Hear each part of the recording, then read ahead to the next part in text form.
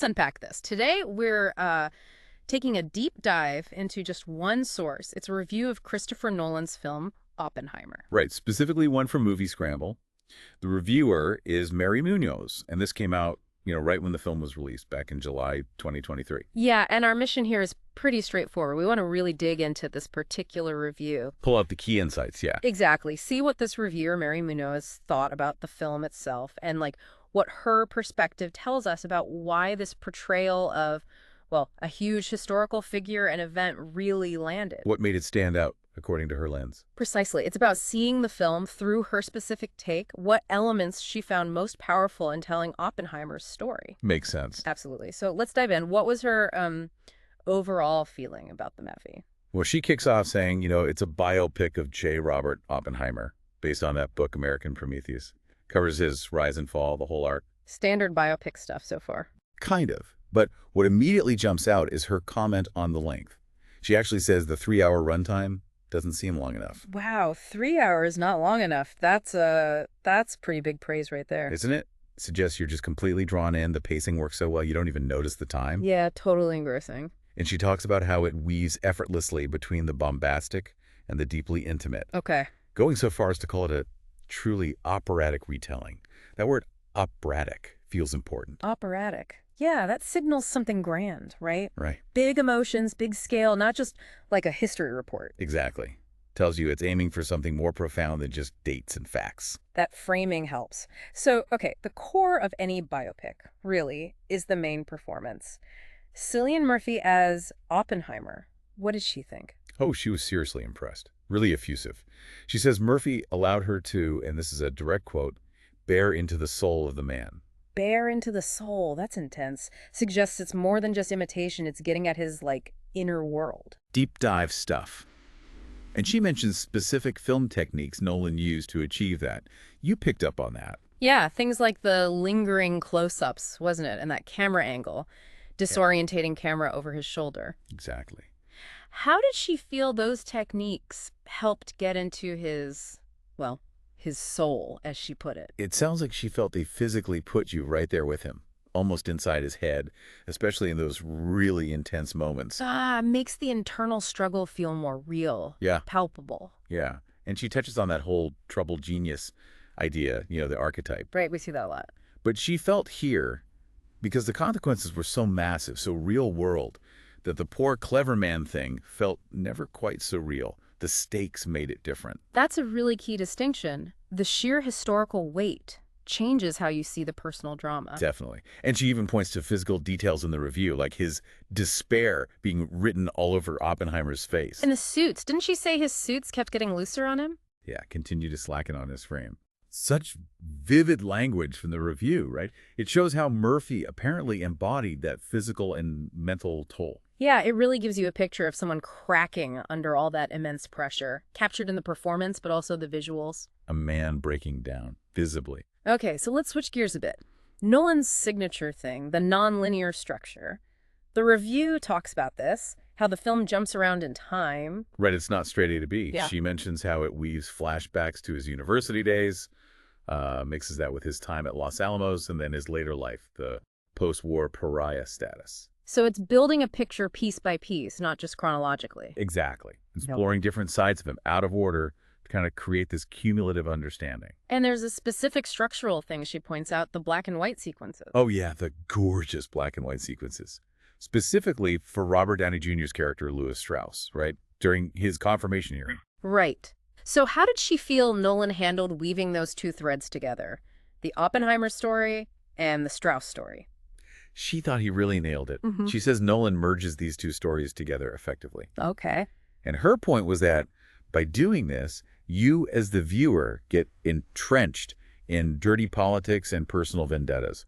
And you end up feeling coated in the same fine layer of grime that she felt pervaded the whole Los Alamos setting. Wow, okay. So the structure isn't just clever editing. According to her, it actually makes you feel the connection between the science and the politics, the sort of moral ambiguity of it all. Yeah, that's the effect she describes. It makes the fallout feel immediate and connected to the creation. powerful stuff to credit to structure. It really is. It's using the form to create a feeling, not just convey info. Precisely. Which I guess leads us nicely into the script itself. The reviewer gives it incredibly high praise, one of the most compelling in recent cinema. Huge praise, yeah. And she describes the dialogue in this really interesting way.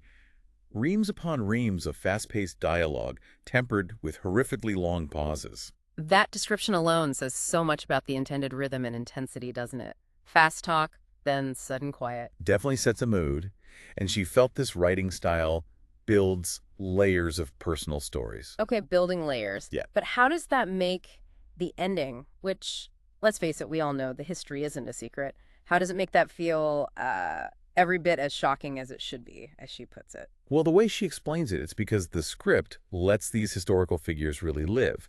They debate and connect, to fall in love and to scheme, to plot revenge and to suffer. It shows, in her words, just about every facet of human life, but all playing out against this huge, terrifying backdrop of nuclear war.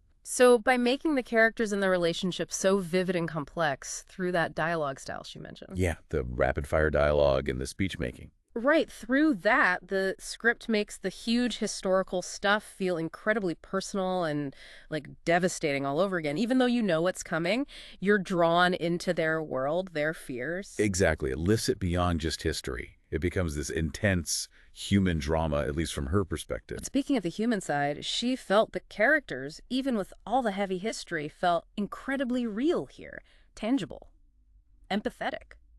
Yeah. And maybe that's helped because it's relatively recent history, Yeah. not ancient times. The stakes feel closer somehow. Makes sense. And she singles out some of the supporting cast too, right? Besides Murphy, like Robert Downey Jr. Yes, definitely. Oh. Called him gleefully self-serving as Lewis Strauss. Sounds like he was having fun with it. A delicious dramatic role for him. And Emily Blunt as Kitty Oppenheimer. Yeah, mentioned her too. Noted some accent slips, apparently, but also her steel-eyed ambition, especially later in the film. Okay. And Matt Damon gets a nod. Solid as Leslie Groves, Mm-hmm. the military guy pushing the project forward. Right, Groves. Now, this is where I thought the review got really interesting. She talks about the huge cast. An ensemble, yeah. And how normally, with so many stars, it can be hard to make the audience actually, care about everyone. Yeah. Or feels distracting. A potential pitfall, for sure. But she felt the illustrious roll call of stars. And she lists a few, like Alden Ehrenreich, Gustav Skarsgård, Kenneth Branagh, didn't actually get in the way. Quite the opposite, it sounds like. Yeah. She felt that big cast actually added to the, the excitement, the personal disputes, the tension, and the passion. So the star power actually amplified the drama, made the clashes between these big personalities feel even bigger, maybe. That seems to be her takeaway. Instead of diluting the focus, it heightened the sense of conflict and high stakes. Yeah. Made it feel like a collision of major forces. That's kind of counterintuitive, but makes sense when you put it like that. It's not just a history lesson, it's these specific people clashing. Okay, let's talk senses. The sound. The score by Ludwig Göransson combined with the sound design. She called the effect an unnerving cinematic experience. Yeah, unnerving is a strong word, and she backs it up with great examples from the film. Like what? What stuck out to her? Things like explosions happen when you least expect them. Ah, jolting you out of complacency? Exactly. Or the flip side, intense silence as you await a big bang, playing with anticipation. Yeah, that use of silence can be incredibly powerful. Totally. And she mentioned the sound of the Geiger counter, that sticky, scratchy sound, adding to the tension. Right, like a constant reminder of the unseen danger. And also a specific moment, the sound when Oppenheimer greets employees being almost unbearable in its intensity. Unbearable. Wow. Suggests the sound is really working on a psychological level. Absolutely. Her whole point seems to be that the film knows how to play with loud and soft. It uses those dynamics deliberately. To manipulate your feelings, basically. Well, yeah, to create tension, emotional impact. Yeah. She says it delivers moments that will grip your heart in their hands. It's clear the soundscape for her was absolutely critical, not just background noise. No, an active player in making you feel the story's weight and dread. Couldn't have put it better. So, okay, let's tie this all together.